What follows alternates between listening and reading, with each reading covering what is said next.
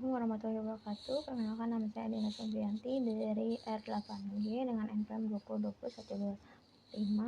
2020/125005661. Pada hari ini saya akan meresensi buku yang berjudul Giat Mendidik Anak Resep B dengan penulis Bapak Ufron yang diterbitkan oleh penerbit Media Madani pada bulan Januari tahun 2020. Buku ini berjumlah 122 halaman. Buku Giat Mendidik Anak Resep Nabi ini buku yang ditujukan oleh seseorang yang sekiranya telah memiliki anak atau sudah memiliki anak. Buku ini juga untuk menuntun calon bakal orang tua dalam mendidik anak mulai dari bayi hingga menjelang nikah berdasarkan arahan-arahan Nabi. Dijelaskan oleh buku ini bagaimana langkah-langkah mengurus anak yang baik dan benar sesuai dengan ajaran Nabi kita. Bagaimana cara mendidik, mengurus, memberikan nasihat, mengajari etika, akhlak, menyikapi sikap anak, menanamkan nilai akidah, dan mengajarkan keterampilan. Buku ini berisikan 8 bab yang pada subbabnya terdapat judul-judul sebagai berikut. Pada bab pertama berjudul Anak Usia dalam kandungan hingga 4 bulan. Pada bab ini dijelaskan bagaimana orang tua bersikap ketika mendengar kehamilan, salah satunya yaitu dengan cara bersyukur. Ada 3 cara bersyukur yang diajarkan oleh Nabi kita, yaitu bersyukur dalam hati, bersyukur dengan perbuatan, dan bersyukur dalam lisan. Bersyukur itu dianjurkan sebagai hukum sunnah yang dirawatkan oleh Abi Bakroh yang berbunyi bahwasanya Nabi Shallallahu Alaihi Wasallam apabila datang kepadanya suatu perkara yang menyenangkan, beliau langsung bersujud syukur. Yang kedua, pada usia anak 4 bulan, ada beberapa metode pendidikan anak sejak dalam kandungan, yaitu memperbanyak baca Al-Quran, memperbanyak ibadah sunnah, memperbanyak membaca doa dan zikir, tidak mengonsumsi makanan dan minuman haram, menghindari konsumsi makanan dan minuman yang syubhat atau artinya masih abu-abu, mencukupi kebutuhan nutrisi untuk cabang bayi, mengajak berbicara, lalu menjaga perilaku. Selanjutnya pada bab 2 dijelaskan mengenai menjelang kelahiran dan pasca kelahiran anak. Mungkin untuk persalinan adalah momen-momen penting dan istimewa bagi seorang ibu. Ada hal-hal penting yang perlu dipersiapkan saat menjelang dan pasca melahirkan anak, yaitu saat menjelang melahirkan, seorang ibu dianjurkan memperbanyak mengingat Allah Subhanahu wa Ta'ala dan mendoakan bayi. Lalu pasca melahirkan dipersilahkan atau diizinkan untuk melafalkan azan dan iqomah. Lalu tahnik, yaitu mengunyah kurma yang akan disuap secara lembut, lalu akan disuapinkan kepada si anak bayi. Lalu akikah dan memberikan nama yang baik karena nama adalah sebuah doa.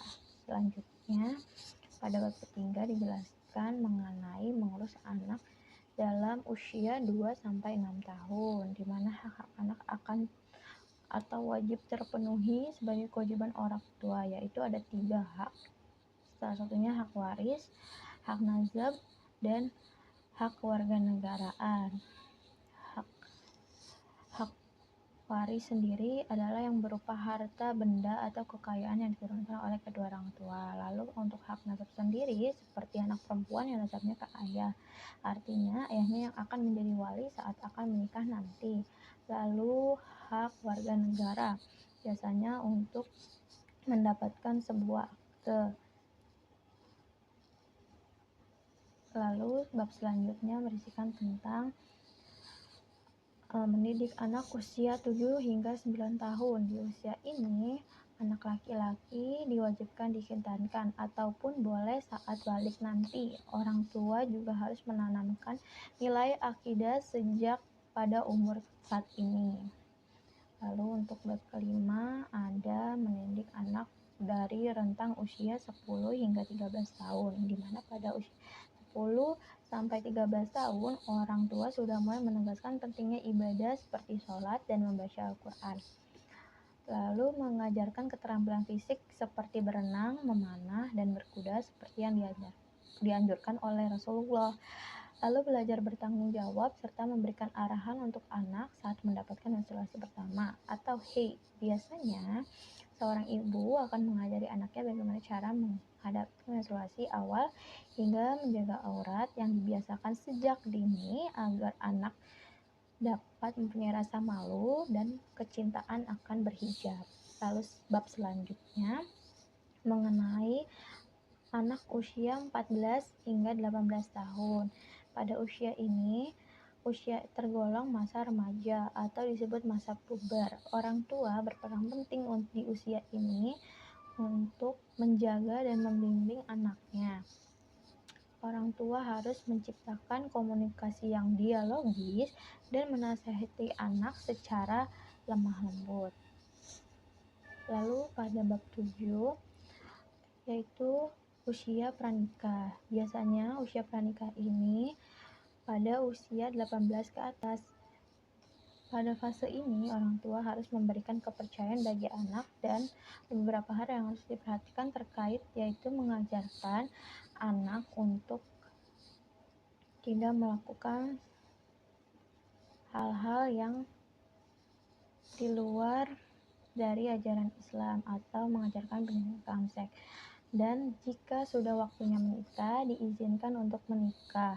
Lalu diajarkan hak dan kewajiban sebagai seorang suami maupun istri. Dan bab yang terakhir mengajarkan tentang partisipasi dalam mendidik anak, menantu, dan cucu. Yaitu ketika orang tua sudah menjadi kakek dan nenek, harus juga memberikan andil kepada cucu mereka. Namun hanya saja porsinya yang berbeda. Kakek dan nenek bisa mencontoh Rasulullah sebagai mertua yang hebat dan kakek yang hebat bagi cucu dan menantunya. Baik, saya akan menyampaikan kelebihan, kekurangan, kritik, dan saran untuk buku ini. Kelebihan buku ini, 1. Topik pembahasan yang lengkap, mulai dari anak usia di kandungan hingga anak menikah. Dalam buku ini, salah satu kelebihannya adalah pembahasan yang lengkap, jelas, memberitahu setiap perkembangan anak, mulai dari janin hingga sudah dewasa. Kedua, pembahasan mendalam dan lengkap pada setiap bab. Pada setiap bab mempunyai step-step pemahaman pada tiap umur dan perkembangan anak. Dijelaskan secara lebih mendetail dan mendalam, seperti pada bab 5 yang pada usia anak balik, orang tua harus melakukan apa saja. Ketiga, sangat bermanfaat baik untuk orang tua maupun orang yang akan menikah. Dengan adanya buku ini sebagai petunjuk bagi orang-orang yang akan menikah anak. Terakhir, banyak hal-hal baik yang diajarkan Rasulullah yang bisa dicontoh di dalam buku ini, yang bisa kita ketahui dan lebih dalam dan menyeluruh. Kekurangan buku ini, pada buku ini dijelaskan bahwa pendidikan seks itu berada di tingkat akhir atau di usia anak menjelang nikah. Seharusnya pendidikan seks akan lebih baik diajarkan pada saat masa remaja atau balik, karena pada saat itu anak lebih banyak keingintahuan tentang lawan jenis. Lalu kedua, kurangnya pembahasan mengenai bagaimana orang tua yang harus mengatur emosi dan bagaimana orang tua bersikap ketika melakukan kesalahan kepada anaknya maupun fisik dan lisan. Yang ketiga, penerapan dalam konteks modern. Prinsip yang diajarkan mungkin perlu disesuaikan dengan konteks sosial dan budaya masa kini yang mungkin tidak selalu beradres secara mendalam. Kritiknya, generalisasi ajaran. Buku ini sering menggunakan prinsip ajaran Nabi Muhammad SAW sebagai pedoman umum. Namun beberapa kritik mungkin muncul terkait kurangnya penyesuaian konteks dan penerapan prinsip tersebut, terutama dibandingkan dengan dinamika keluarga dan pendidikan masa kini yang kompleks. Sarannya, penyesuaian konteks modern, integrasi prinsip ajaran Nabi dengan konteks sosial budaya saat ini haruslah menyediakan contoh dan aplikasi praktis yang terdapat pada tantangan pendidikan di era modern sekarang. Sekian resensi buku dari saya, kurang lebihnya mohon maaf apabila ada kesalahan. Wassalamualaikum warahmatullahi wabarakatuh.